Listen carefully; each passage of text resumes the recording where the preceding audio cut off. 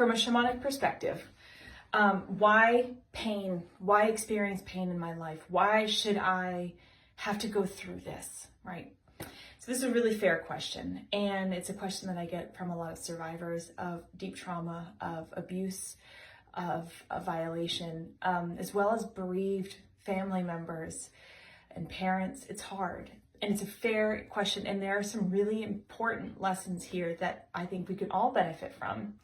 And I'll start with those first, and then I'll elaborate on them later. The very first one is that we do not sign up for abuse. Okay, that is a human condition. That is a human exploitation that comes from ego, and I'll get to that later, but we do not sign up. That's not how God, how spirit, how we as divine embodiments of that in these human bodies, that's not how we learn or grow. So I'll get to that later. But when we are incarnating, we tend to set up an idea of what we want to achieve in our life. And we do it from a place of no ego, from a place of spirit. And when we do that, we don't always think about the consequences of what that will feel like in a human experience. So for example, what I was delighted to learn and share with so many people is that a lot of the times we don't sign up for the pain. We don't think about that. We don't think about it from the I.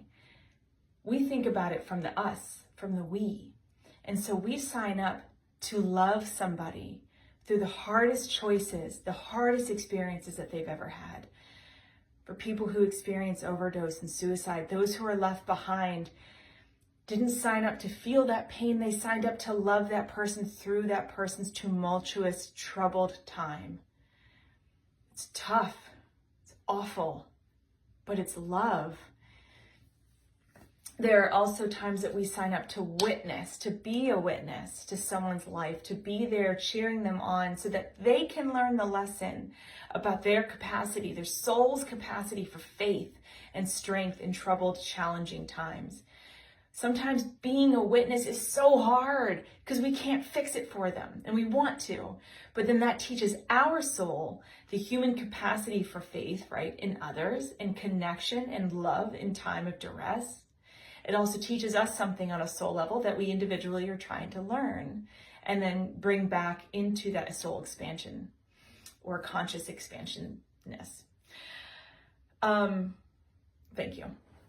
At other times, we will sign up to share the burden or share the lesson. You can think about like siblings experiencing difficult times, or lovers or best friends, or mother-child, parent-child, sorry, not mother, parent-child, or caretaker-child. The point is to share that burden.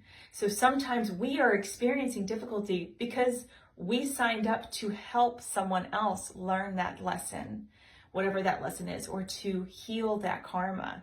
And I'll get to that in a second. So sometimes we sign up, but essentially that all comes from a place of love. So if you can think about and reframe that, we don't always sign up to feel pain. Sometimes we sign up to just love and be reminders of that divine love in human form. Because if we're here having a fucking awful time and we're completely alone and we don't have any human love, that makes it extremely hard. And some people do sign up for that. Why? I'll get to that.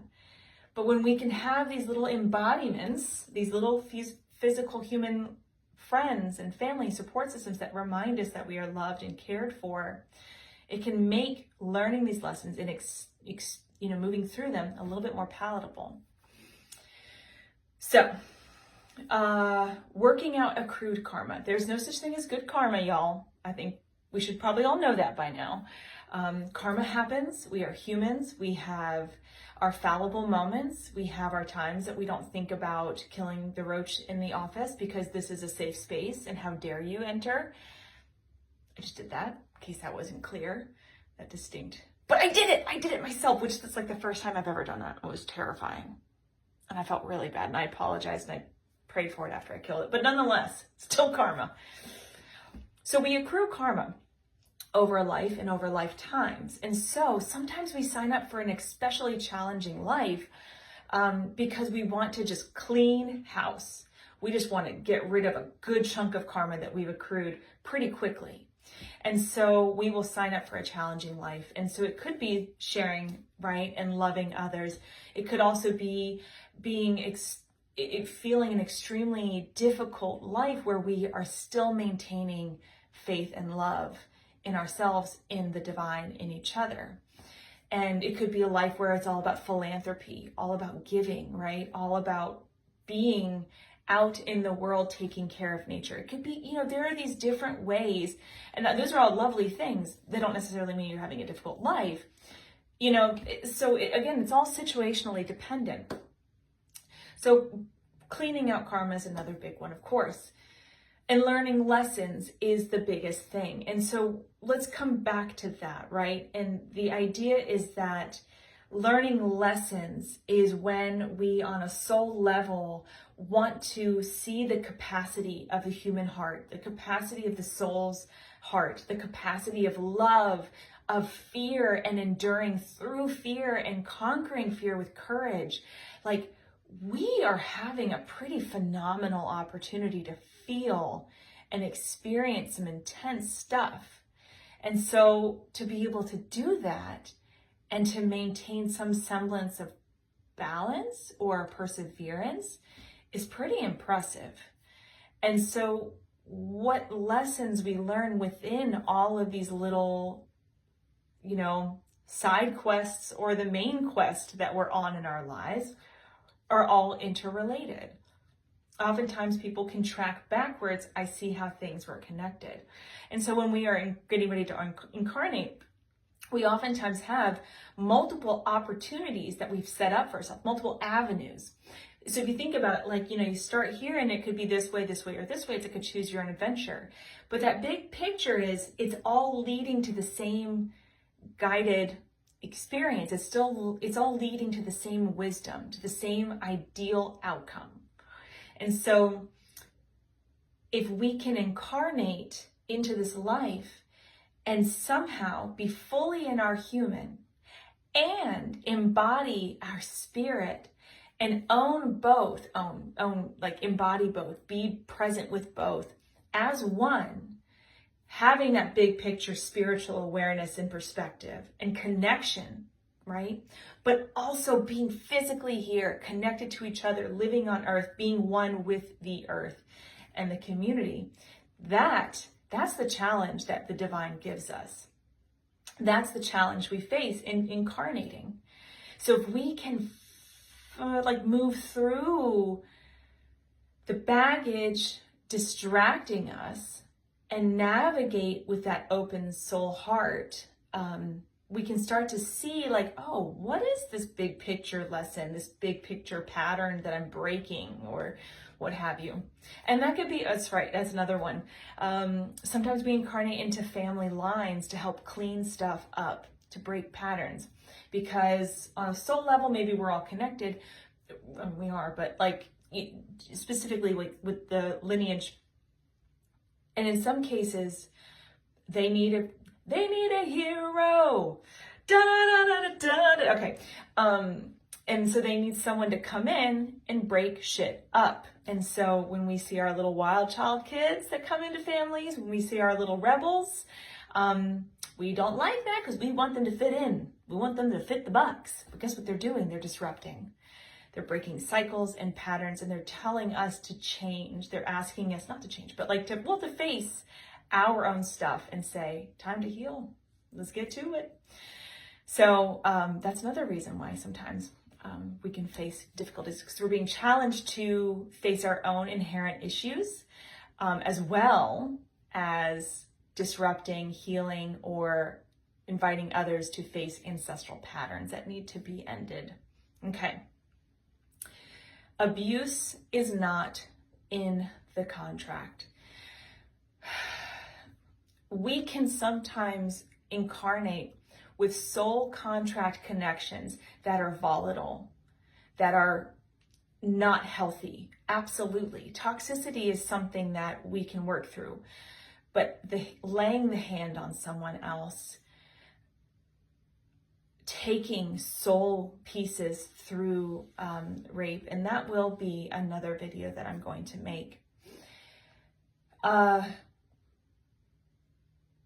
Creating homicide. You know, these are not, okay, well, homicide's tricky because in some cases people will sign up to exit that way. That doesn't mean they deserved it, right? It just happens to be like, I'm getting off track, but okay, let me just answer that one. Sometimes we sign up knowing that we're gonna have a short life. For instance, a lot of people with the witch wound, I put that in quotes because different opinions about it. So many about it. I remember once saying like, why did I sign up to be burned at the stake? That's fucking awful. Or another life I had where I saw my sister sell me out, and my daughter being held by her to protect her from the devil in me in that life.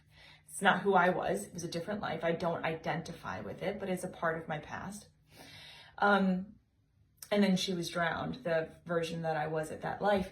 And I remember thinking like, why would I sign up for that? And it was like, well, someone had to keep the information going. And it was like, some of us signed up for those short burst, painful lives because we had to keep the information alive. We had to keep sharing the wisdom about the plants, about the moon, about the elements.